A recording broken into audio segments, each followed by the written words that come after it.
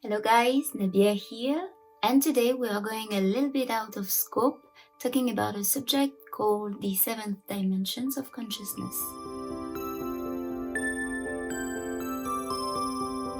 Indeed, this channel usually provides advices on relationship and confidence. However, we sometimes have a little bit of a deficit of attention, and this superpower leads us to unusual topics. We generally like starting conversations, and after watching a few videos online, we thought it could be interesting to bring this topic up. In a previous video, we have talked about 4D chess. Today, it is not about that at all. Well, this time there's a D and there's a number, but it is an entirely different subject. So let's go for the seventh dimension of consciousness. So if spiritual subject interests you, I said spiritual, not religious, spiritual. If spiritual subject interests you, you probably have already heard about the third dimension, the fourth, and the fifth dimension of consciousness. Before we start, I want to underline that this video is only a simplification, like the surface level of this topic. One day maybe we will organize an hour video or a virtual meeting where we will share our point of views. And after watching this video, maybe rethink it, just keeping in mind that in reality, the transition between each dimension that will be presented in this video, the transition is smoother. But let's start where it all started. What is a dimension of consciousness? Big word. Big word. The word dimension is usually used to determine a space occupied by a body. But how do you calculate the space occupied by your consciousness? Let's see the dimensions of consciousness more as levels, a space within which a mind is more or less awake and aware.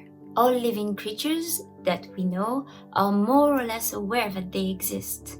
But of course, we can never know everything about everything, which is why the first dimension would be more of a hypothetical model, a state in which a living being isn't aware at all of its existence and of the surrounding environment. Some are tempted to say that plants and rocks would belong to this category, but I disagree, because I think that often plants have shown that they are quite aware of their environment, and they tend to use their knowledge, let's call it like that, to affect their ecosystem. I even think sometimes that they are probably more aware of their environment than we are. Rocks? I would need to think a little bit more about that. But I kind of struggle with the idea of a being that would be non-conscious at all, and think that often our materialistic and human ego blinds us from seeing the truth or trying to really understand things, just because they don't interact in a way we would. Remember the example where trees in Africa change the composition of their leaves to repel and quickly reduce the number of antelopes around? Plants have shown that they are continuously communicating and responding. Keep in mind that the first dimension of consciousness is supposedly abstract. Then comes the second dimension of consciousness, a first interaction and awareness with your environment. Babies. We can see that moment when babies grow up and start to realize who they are. Beings in the second dimension are aware of themselves and their environment, but we would consider them only able to focus on one object at a time. A bit like fairies, that cannot feel more than one emotion at a time. Taking little children as an example, they can fight over a toy and focus their attention on what they want, but only on that. They can't make the calculation that fighting over a toy too hard could break it at some point, or that they could also hurt each other. They are kind of blind of the consequences and only focus their attention on the object they want. Some adults are still like that after growing up, and there are a good side and bad side to that. The second dimension of consciousness is living in the now. I want, I get. One person, one object, one moment, one action.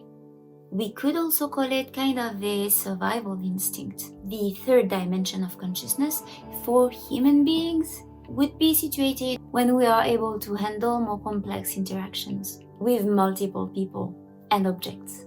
Our two kids have grown up, but they are still fighting over this toy. Although, this time, one of them thinks about a new strategy and says, "You can have the car, I will play with the motorbike." Now they are able to direct their attention to something else. A lot of animals can, of course, also do the same and counter their instinct to focus on something else. A 3D perspective, though, still limits us into our daily lives. Taking adults, for example, we are able to communicate, interact together, and perform complex actions. However, we are still only reacting and thinking in the now. It is a good thing to learn to let go and relax, but living only in the present prevents us from planning our lives and predicting some events that would come across our way. You know these phrases like, "This will be future me's problems," or "We have only one life." This can be a lot of fun in the present. In French, we have a little tale called The Cicada and the Ant. La cigale et la fourmi. The cicada does what it knows best, singing all summer and mocking the ant that is working like crazy to gather some food. Then winter comes and the cicada cries and begs at the ant's door to get some food and a bit of warmth. If you follow the ant, the morality would be that you are supposed to work if you want to survive. Well, not entirely. I'd say that the goal we should all have is to be a bit of both. A bit of ant to be sure that we are planning our lives enough, and a bit of cicada to be sure to enjoy our lives a little bit, a lot. We cannot be like the ant, like too focused on our jobs. But if we're too cicada, we'll die of starvation or other problems we might haven't seen coming. 3D is boosting our ego, receiving rewards, compliments, enjoying moments, but also reacting maybe a bit too fast sometimes, knowing there might be consequences, but choosing to ignore them. We don't question, we feel. We don't wonder if we could impact or change situations. We apply what we were taught by our family and the school and our acquaintances and just accept that it's like that and we can't do anything about it. Careful, because it's often because of that we hear about manipulating the mass, for example. When you believe without questioning everything you were taught, without trying to make your own opinion, you often end up working for others instead of working for yourself. And even without realizing it, conditioning. A simple way to live, but can't we get more out of life? Like a fourth dimension of consciousness? Being not only conscious of your desires, thoughts, and emotions, but also being able to reflect on it and think about what's to come. Keeping an open mind and allow yourself to plan in advance instead of only react and being constantly surprised. Each of your decisions will have a consequence, whether minor or important. You care about your environment and your entourage, about the society and the place you hold into the world. Developing your awareness will also increase your empathy and help you see things under a new perspective. You see your interest growing for subjects that you used to ignore, whether it is politics, economy, other cultures, the future of our society, and it becomes difficult for you to stick to a dualistic perceptions of things like good and evil, friends and enemies. You start seeing things as more complex than that and accept that instead of being black and white, things and people tend to be gray-ish. With the fifth dimension, we will go deeper and start talking about potential and mindset. Wow. The fifth dimension of consciousness brings you to philosophical and existential questioning. Personal needs, desires, wishes, all of that is set aside to leave more space for other thoughts. You ask yourself deep questions, and you sometimes find the answers of these questions on an impulse, by chance, or because someone shares their opinion with you. But it often takes time for you to process these new discoveries and understand the logic behind it. Strangely, it is also a place where you can let your mental go. You know, for example, these times when you tried to learn a skill, playing the guitar, gymnastic, solving certain problems, riddles, you forced it so hard. Then, slowly, you moved on with your life, and one day you totally forgot about it, until you realized that you actually got the skill. It came naturally when you let your natural potential take over. I'm not saying everything will come just like that. You still need to study and work for what you want. But the fifth dimension of consciousness is more about reorientating your mindset, opening your mind to stop wanting things to happen when you want it, the way you want it, and accept the fact that things will happen. So just let time do its work and enjoy your life. Working without working, becoming invulnerable, in a way, because deep down, you know that everything will be fine. Because when it will not, you will have the clarity and the strength to take the vicissitudes one at a time, to solve what needs to be solved and let go what is beyond your power. It is quite a nice state to be in, and confusing emotion like fear, anger, hate, jealousy. So confusing emotions will be easier to manage as you would rather focus your energy and attention on creativity and evolution. Note that practicing meditation and visualization often helps to reach that state. The sixth dimension of consciousness is where we start talking about souls and more spiritual things. We talk about communion, group thinking, and universal connection. I know. And that's when the brain starts to hurt. Because we are not really used to speak about these kinds of subjects in our European culture. Well, getting there. Of course, it is always your choice to decide under which perception you want to study this subject. It is your place to decide if you believe in these things or not. You can also watch videos about it and let them aside for a while, and maybe one day you will have processed this information and maybe it will make sense, and maybe not. Anyway, the sixth dimension of consciousness will bring you closer to nature and peaceful retreats where you can disconnect from the hubbubs of your daily lives and admire the world for what it is. You're kind of at peace with yourself and looking now to commune with nature and the universe. Mind-blowing. Meditation helps you feel your own energy directed, but also decipher its type, when it's high from when it's low, what affects it and what enhances it. You also understand that if your actions impact the lives of the people around you, they also affect their energy. Empathy has a big part to play in that.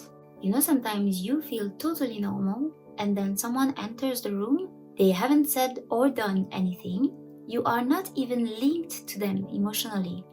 Not yet anyway. And yet, you feel your mood going down or up. You are probably catching unconsciously a vibe that they are sending. Their mood, their state. The sixth dimension of consciousness helps you understand that and be more conscious when these kinds of things happen. Ever heard of the 12 universal laws? I might do a video about that if you guys are interested actually. Like, the law of attraction is maybe the most famous one at the moment. There's also the law of vibration, of action, of compensation, etc. All these laws have in common energy. You can see it as an energy management guide. You attract what you send, your actions have consequences, blah blah blah. It is all about frequencies. When you set a certain mindset, you will generate certain vibes, positive or negative, that will impact your life. There's another example that I actually like. You know when sometimes you become suddenly friends with someone, but there's no logic to that? You don't have the same interests. You don't share anything that would encourage this friendship. And yet, well, you might just be on the same frequency. You are both in a common state and intuitively attract each other. Your souls are communicating without you knowing it. Isn't it cute? This is also a state where sometimes you think, it's funny, I thought about someone, I hadn't thought about them in a long time, and now they are contacting me. Or, it's amazing, all the people I meet are interested in the same subject as me. Coincidences? Frequencies. Reaching this dimension is also practically useful. As you are aware of your energy and its levels, you will waste less of it. You will be able to guess more easily which people are draining you, while you feel so tired after meeting some people sometimes. Which tasks demand too much of you without being really worth it. And the other way around, you will also know which tasks and people boost your energy and make you feel good, and you want to focus on that. A day may come when we will set a time and talk for hours about the 12 universal laws, as it is an infinite subject, but it is not this day. Today we're here to talk about the 7th dimension of consciousness. Okay, so for those who aren't used to spiritual subjects, breathe. Let's go. The 7th dimension of consciousness is the last step. It is a concept that is a bit difficult to grasp. It took me several times to just, especially for European cultures, but we are getting there. It is the assumption that everything in the universe is connected. We see it in a lot of movies these days, but we still often relate to it as a duality of good versus evil. Being human, we tend to put ourselves in the center of the universe. We know it's not true, but a lot of movies like to focus on that. For example, the more our species evolved, the more we impacted other species, leading to their extinction. It is sometimes hard to consider that it is actually part of a whole. Of course, we could reduce our impact, but reaching a 7th dimension of consciousness would lead us to accept that the extinction of species is neither good nor bad, but just the result of events. Despite all our efforts, our own species will probably extinct at some point to let space for something else. Climate change is indeed impacting us and other creatures on Earth, but it is maybe just because our planet is moving on to another state, something that might destroy us in the process. Breathe. Everything is okay. Smile. The Earth might actually have a conscience of its own. Okay, too much, too quick, too far. Being able to experiment the world through a 7th dimension of consciousness filter would be experimenting the ultimate connection to the universe around us. Whether it is the people, #souls, your family, friends, social circles, but also every being there is. The trees, the river, the fishes, the moon, the stars. You got the idea. If not, rewatch Pocahontas and rethink it. You'll see. Everything is said in it. You know the butterfly effect? Lots of examples today. A single grain of rice can tip the scale. As we are all connected, anything that happens to you could and will impact the life of someone at the other side of the earth. The 7D would be kind of a universal conscience. It would be linked by the constant and invisible flow of our energies. In my opinion, it is a state that animals have reached unconsciously, in a way. As even if they don't seem conscious of it, they are behaving as a whole. They have it without needing to know they have it. Disney said it again. I swear they're not paying me. I wish. When it dies, the lion becomes the grass, and the grass is eaten by the antelope, which will be eaten by the lion afterwards. We are all connected in this big circle of life. Human beings actually tried to get out of it and dominate other species, and now, slowly, acknowledging the levels of our consciousness, we are reconnecting, slowly but surely, to nature, understanding that we are not superior to anything, that we are not smarter, but just part of a whole with a main purpose, living and enjoying our lives as good as we can. It doesn't make life easier, but at least it can help us feel good about ourselves and take decisions that will help us shape a more understanding world. In the meantime, we still need to keep the good and the bad around. We still need laws set by our society, as we have proven several times that we still struggle to coexist, step by step. I hope you liked today's topic. Give me your feedbacks in the comment section below, and also tell me if you want more of this kind of videos. I love spiritual subjects, even if I struggle to say it, so it will be my pleasure. It is night already, so I will leave you there and I'll see you on the next video. In the meantime, don't forget to focus, breathe, rise.